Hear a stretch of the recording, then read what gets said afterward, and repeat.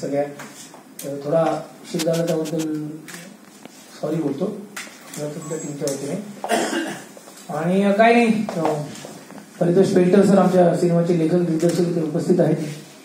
Shweta Gulati ma'am, मी, सिद्धार्थ जाधव, ते सगळे लोणारी, आम्ही इथे उपस्थित आहोत. ही टीम अफलातूनची टीम आहे. आणि जे कलाकार या सिनेमात काम करतात ते जयेश ठक्कर सर आहेत, जे तुम्हाला एक तिसरे ऍक्टर दिसले आमच्यावर. त्यांचं नाव जयेश ठक्कर आहे.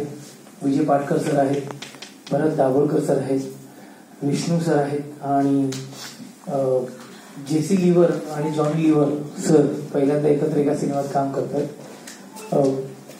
एक विनोदी सिनेमा आहे, कॉमेडी आहे आणि सर्वसामान्य प्रेक्षकांना आवडेल असा सिनेमा बनवण्याचा प्रयत्न केलाय.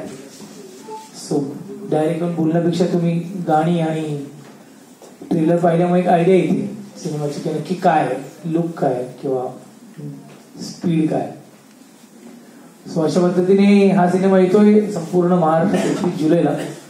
आणि आम्ही जितकं जमेल तिकडे जास्तीत जास्त सिनेमा पोहोचवण्याचा प्रयत्न करतो. नाशिकमध्ये मराठी सिनेमा अप्रिशिएट होतोय मला माहिती आहे. त्यामुळे आम्ही प्रत्येक वेळेला नाशिकमध्ये आलो की जरा एका दिवसात अख्खं नाशिक पिंजून काढायचं असतं. तर तुम्हाला भेटल्यामुळे नाशिकच्या बाहेर पण आमची ही गोष्ट जाईल. त्यामुळे थँक्यू. आणि तुम्ही सुरू करू शकता, प्रश्नोत्तर तुम्हाला विचारायचे असतील तर आम्ही बोलूच. धन्यवाद. सिद्धार्थ, ऑल दी बेस्ट नाटक होतं एक अंकुश आणि सगळं. त्याच्यात असेच 3 पात्र होते. एक मुका फक्त एवढंच की ती लव्ह स्टोरी होती आणि याच्यात तुम्ही डिटेक्टिव्ह म्हणून, परंतु त्याच्यावरूनच याची कल्पना सुचली का कथाकारांना? हा बेसिकली तुमच्यावर का प्रश्न मलाही माहिती होतं आणि याचं उत्तर माझ्याकडे सेम होतं. पण परिसरांना भेटल्यानंतर त्या प्रश्नाचं उत्तर खूप वेगळं आहे. ते म्हणजे लेखक आणि दिग्दर्शक तुम्हाला ते सांगू शकते, पण ते इंटरेस्टिंग आहे आणि त्यामुळे मलाही काही नॉलेज मिळालं. सो लेखक म्हणून उलट त्यांनी उत्तर देणं गरजेचं आहे. सर तर जे मी ऍक्च्युली 18 वर्षापूर्वी एका नाटकाचे राईट्स घेतलेली आणि 18 वर्षापासून मी हे नाटक करतोय इंग्लिश आणि हिंदीमध्ये. See no evil, hear no evil, speak no evil. आणि मी ज्या नाटकावरनं ते see no evil, hear no evil, speak no evil केलेलं ते एक गुजराती नाटक होतं. 1968 मध्ये प्रबोध जोशी म्हणून एक रायटर आहेत, गुजरातीतले खूप मोठे रायटर आहेत. त्यांनी 3 बंदरच्या नावाखाली हे नाटक केलेलं आणि ते त्यांनी गुजरातीत केलेलं आणि ते गुजरातीचे राईट्स घेऊन मी इंग्लिश आणि हिंदीमध्ये केलं आणि त्यानंतर ऑल द बेस्ट वगैरे पण नाटकं आली.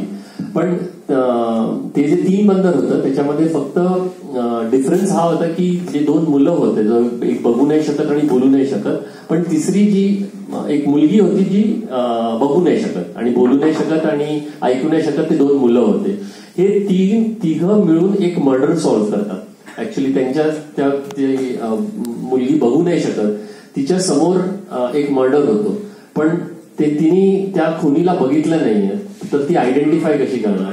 तर त्याच्यावरून ऍक्च्युली बेसिकली हे नाटक आणि नाटकावरून मग हा पिक्चर आणि नाटकामध्ये डिफरन्स हे आहे की पिक्चर जेव्हा आपण बनवतो आणि नाटक बनवतो दोघांचंही प्रेझेंटेशन वेगळं असतं. तर म्हणून नाटकाची स्टोरी वेगळी स्टोरी होती आणि पिक्चरची story to adapt it in film format एक नवीन स्टोरी, नवीन आयडिया. त्याच्यामध्ये हे 3 मित्र असते, रेग्युलर मित्र होते, पण ह्याच्यामध्ये ह्यांना कॅरेक्टरायझेशन आणि कॅरेक्टर्स नवीन म्हणून ह्यांना डिटेक्टिव्ह बनवलंय आणि हे डिटेक्टिव्ह कॉम्प्लिकेटेड कसे केस सॉल्व्ह करतात त्याचीच मजा आहे आणि त्याच्यावरच हा पिक्चर आहे.